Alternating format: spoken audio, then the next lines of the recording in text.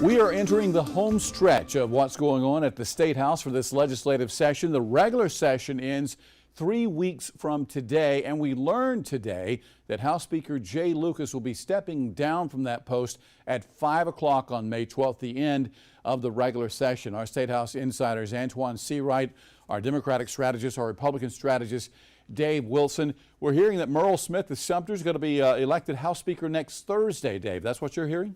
That's what I'm hearing as well. As a matter of fact, we have been hearing rumors of this moving back and forth for the last several weeks, that Jay Lucas was going to be stepping down as Speaker.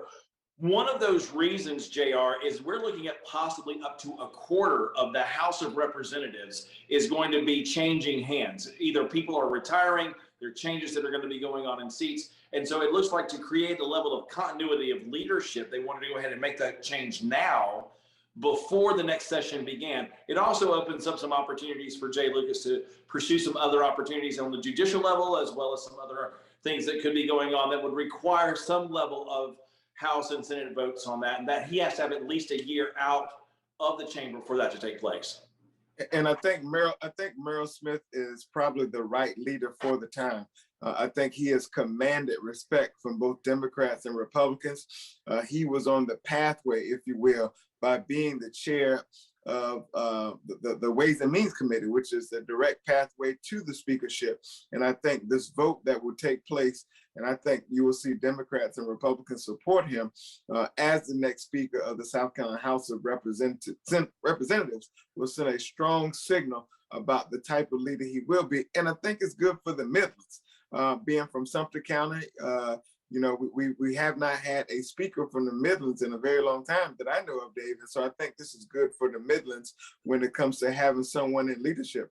In both places, in many places in the Senate, the leadership is spread across the state, but we do not have leadership from the Midlands. And I think Merle Smith is the right person for that. And Merle has a great, as Antoine said, Merle has a great reputation as being a consensus builder, as a person who has been working to make things happen ever since he took over as chairman of House Ways and Means. And that's going to be a real important move as you start looking at how do you build that continuity between this session and the next session that will come up. Raymond Schwartz, one of the last big leaders coming out of Sumter County over at the State House many years ago. But as you mentioned, Antoine, it has been a while. Let's touch on a bill that creates early voting in South Carolina. It looks like the House and Senate are going to pass this, but it's not a done deal yet. Dave, it's because the governor and the House, they've got some issues with what the Senate did last night. What did they do? So the Senate added to the bill something that would allow for advice and consent of the Senate to the members of the commission for the elections. And so that basically is Senate has to give approval on that. The House of Representatives, in a very strong statement this afternoon, came out and said, absolutely not, we're not for this at all. And the governor had been meeting with members of the Senate yesterday, calling them in and out of his office throughout the afternoon saying, listen, I'm going to veto this if that's what you're going to do. And so it really boiled down to the Senate passed a version.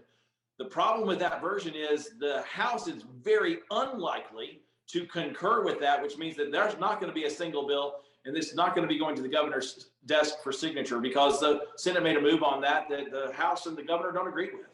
Well, welcome to the legislative process, Dave and JR. If you remember when this bill passed the House, I said this was step one of many steps in the legislative process. And yes, it passed the House unanimously. And yes, it had bipartisan support, but the Senate is a different animal. And one senator can slow down a piece of legislation. And throughout history, the Senate has always had confirmation power when it comes to certain appointees around bills that give legislative power or that give the ability to be appointed. So I'm not surprised. What I am surprised is the feedback from the governor and from the House, because if you really want a piece of legislation, you have to do what we call compromise. And we'll see what the compromise ends up looking like that comes out of both the Senate and the House and eventually gets to the governor's desk. I think the other thing that you see coming out of this, JR, is you had a solid third of the Republican senators break away from the majority leader on this issue and said, we don't need to be having this take place. That is a large block of the conservative vote in the Senate that has stepped away from Senate Majority Leader Shane Massey's leadership. And that could really be something that you start seeing it's having its ripple impacts in legislation over the next session when the Senate wraps up their 4-year term in the next 2 years. All right, Dave Wilson, Antoine C. Wright, our State House Insiders, guys, thank you so very much for your time.